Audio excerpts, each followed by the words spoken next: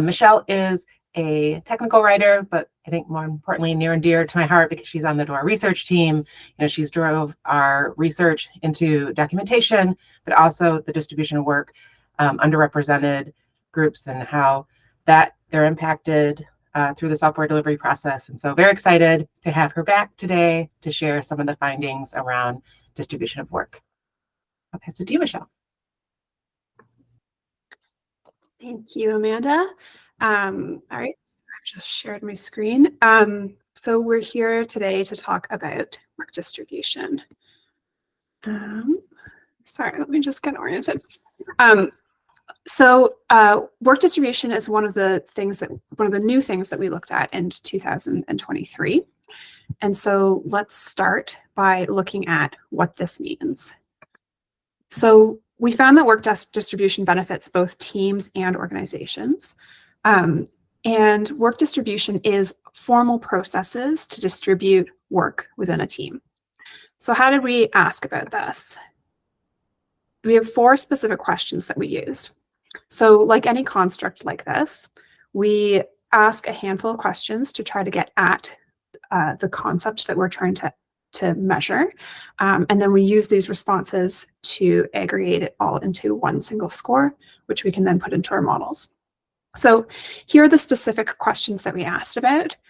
Engineering tasks are distributed evenly, formal processes to distribute documentation work, formal processes to equitably distribute burdensome tasks or toil, and then formal processes to equitably distribute code reviews. So those are the ones that we used in 2023.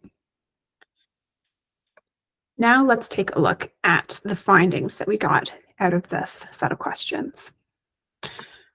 We found that teams that have higher levels of work distribution, this work distribution impacts a handful of different outcomes.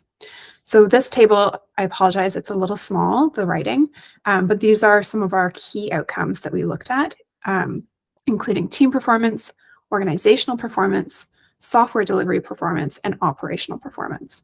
So we see substantial increases in the first 2, team performance and organizational performance. And we actually see a substantial decrease in software delivery performance. So we would look at that as a bad thing possibly, but I'd be interested to hear people's reactions to that. And then no effect for operational performance.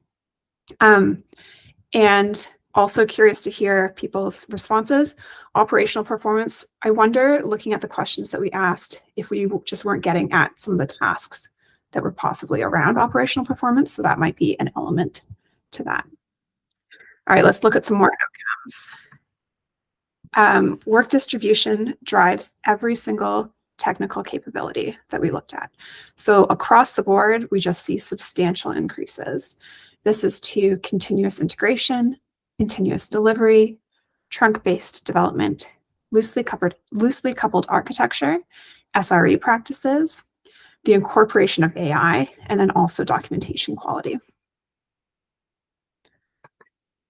And then when we look at well-being, we see an increase both for productivity and for job satisfaction. Here we see no effect for burnout, but we're going to come back to this at the end and look into that in a bit more detail. So I'm going to keep going with the findings from the 2023 report, but I just want to seed that I'm really curious to hear about what this looks like in practice. So we are able to ask specific questions in the survey, right? But we're not getting the information about what's happening within teams on the ground. So what does this look like? It could be very different or diverse team to team. So what are different processes that work? What are some problems or pitfalls with processes? I'm very curious to hear all of your experiences. And then also, what actually drives, what is this doing? Like, why is it driving these outcomes? I would love to hear people's opinions on that too. Personally, especially thinking about documentation, which is one of the outcomes that it drives, there's a mixture of work being distributed, and so perhaps that's more efficient, and also just work, it's if it's being distributed and there is a process around it, that means it's being named and people are actually treating this as work, right? So some of these things, I wonder if they're also just maybe not happening on teams that don't have processes. All right, so let's go back to that burnout question, and we'll just take a little bit of a closer look at burnout specifically and work distribution. This one's a bit interesting. So the characteristics of work matter. And so in 2023, we asked about 2 different types of things about work types. One is like different types of tasks that you do, like how much time you spend coding or in meetings and things like that.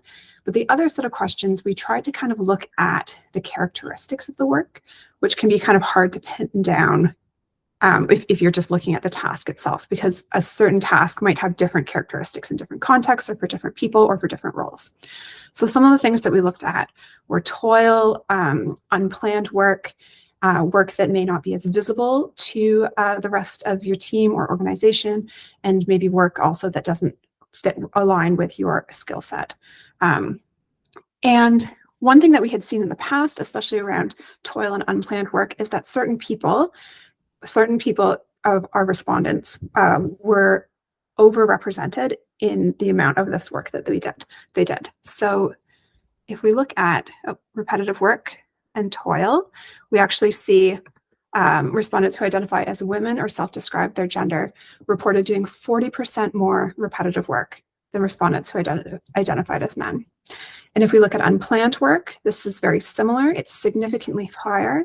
There's kind of 2 major groups that we looked at here, or 2 different ways that we split the respondents. One is looking through the lens of respondents who identified as women or self-described their gender, so a gendered lens. And then the other one was for respondents who identified as underrepresented.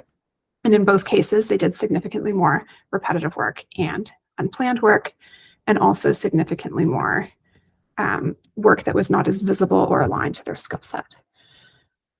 So let's take a look at what happens when we add work distribution into this. There's a positive story here. So we actually see work distribution. Earlier, we saw that it had no effect on burnout, and that's true. When we look at the entire set of respondents in aggregate, we just don't see anything really happening with burnout. When we look at this through a gendered lens, we see it reduced burnout for men and for women. So all respondents, it reduced burnout. We just needed to be able to see the data in a way where we could see the effects happening. So it reduces for respondents who identify men and for respondents who identify as women or self-describe their gender.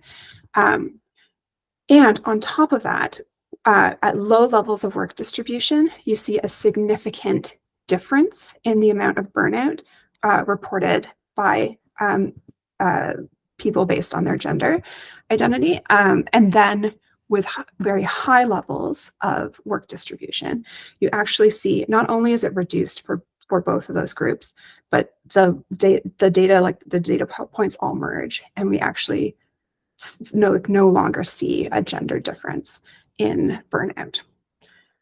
All right, and so those are our major findings for work distribution, and we are going to go into our lean coffee, and I would love to hear about how you distribute work on your team, what this looks like, how you identify work, and processes that you might have in place. Thanks.